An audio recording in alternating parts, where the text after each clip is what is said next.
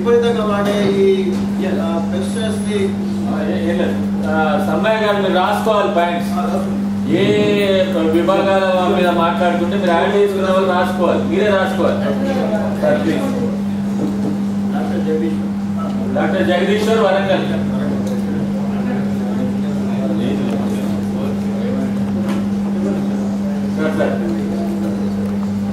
Compost fertilizers ని encourage చేసుకుంటూ pesticides వాడకాన్ని చాలా మినిమైజ్ చేసుకుంటూ ఈ విషపూరిత ఆహారాన్ని మనం ఎంత మినిమైజ్ చేస్తే అంత మంచిది. దాని ప్రజల ఆరోగ్యం చాలా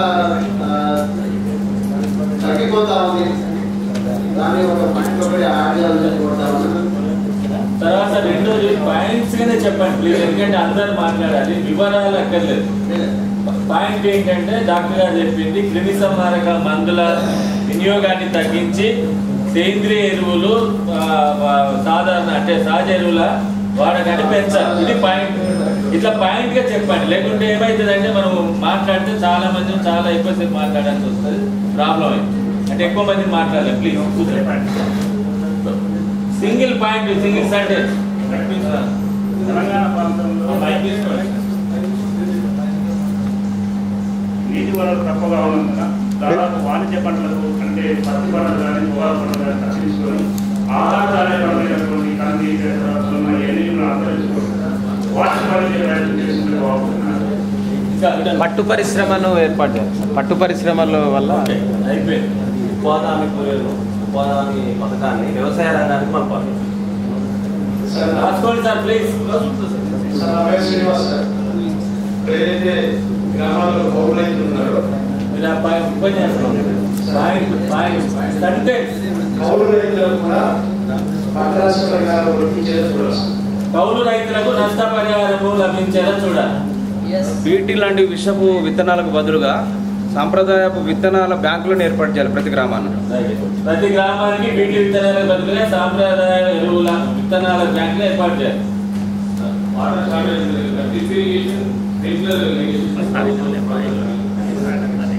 స్ప్రింక్లర్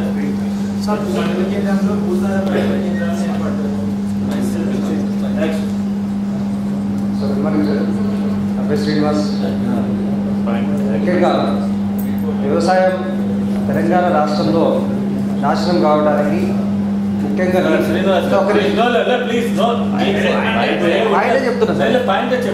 చెప్తున్నా నీటి కొరత అనేది ఎక్కువగా ఉంది సార్. దీనికి కారణం ఒక్క పాయింట్ పర్యావరణాన్ని కాపాడాలి. దానికి ఒక ఎగ్జాంపుల్ ఇస్తారు. ఒకటే ఎగ్జాంపుల్, మొన్న ఏర్పడినటువంటి ఛత్తీస్గఢ్ రాష్ట్రంలో రాయపూర్ న్యూ రాయపూర్ అనేది నిర్మించబడుతుంది. దాంట్లో 22% గ్రీన్ కవర్ ఉంది. మీరు హైదరాబాద్ మొత్తం చూస్తే కూడా 2% గ్రీన్ కవర్ లేదు. అటువంటి సమయంలో వర్షాలు పడడం సాధ్యం కాదు. కాబట్టి ముఖ్యంగా మన హైదరాబాద్ చుట్టూన్నటువంటి రియల్ ఎస్టేట్ దందాల్లో హైదరాబాద్ యొక్క పర్యావరణం దెబ్బతింటుంది. కాబట్టి దాన్ని మేము కాపాడుకోవాల్సిన అవసరం. Thank you. ఫ్రీ పవర్ ఎవరు కోరుకోవట్లేదు సార్. క్వాలిటీ పవర్ అనేది క్వాలిటీ పవర్ కావాలి. మోటార్ కాకపోతే 2-3 వేలు నష్టపోతున్నారు రైతులకు ఏదో విత్తనాలు ప్రభుత్వానికి సప్లై చేయాలి.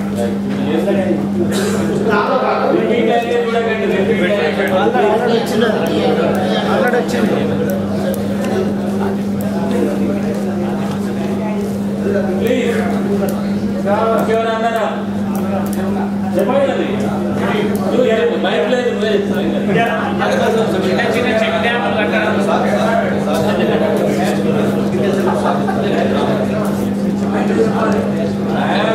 సమ్మయ్య గారు చాలా విషయాలు మాట్లాడారు, మీరు రిపీట్ చేస్తున్నారు.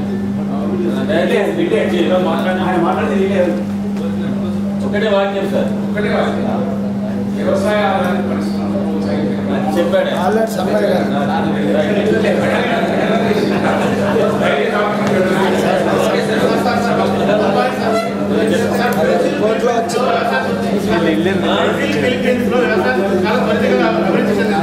అడ్వాన్స్ సిస్టమ్ మన దగ్గర కూడా చేస్తే బాగుంటుంది. సర్వే చేస్తే బాగుంటుంది. కొన్ని దేశాల్లో వ్యవసాయం చాలా తక్కువ సర్వే చేయించాలి. చెప్పండి.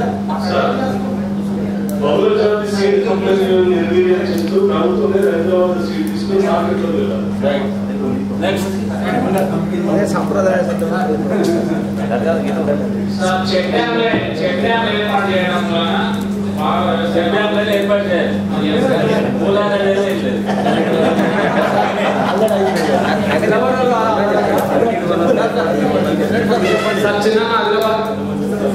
ప్రస్తుతం నీటిని మళ్లించి మన చెరువులకు కాలువల ద్వారానే మ్యాక్సిమం నీటిని రైతులకు ఇస్తే పంటలు బాగుంటాయి అని, తర్వాత మ్యాక్సిమంగా అగ్రికల్చర్ యూనివర్సిటీస్ పెంచి మన ప్రాంతాలకు అనుగుణమైనటువంటి పరిశోధనలు అందిస్తే బాగుంటుంది. ఇది రోజు చేస్తాం. ఇంకొకటే వాక్యం. నెక్స్ట్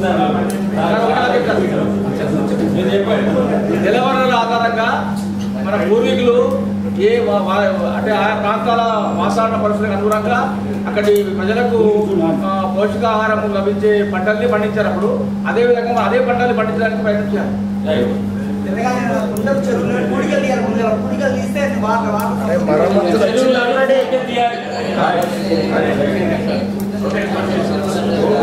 కనీసం మండల స్థాయిలో శీతల గిడ్డలు ఏర్పాటు చేయాలి.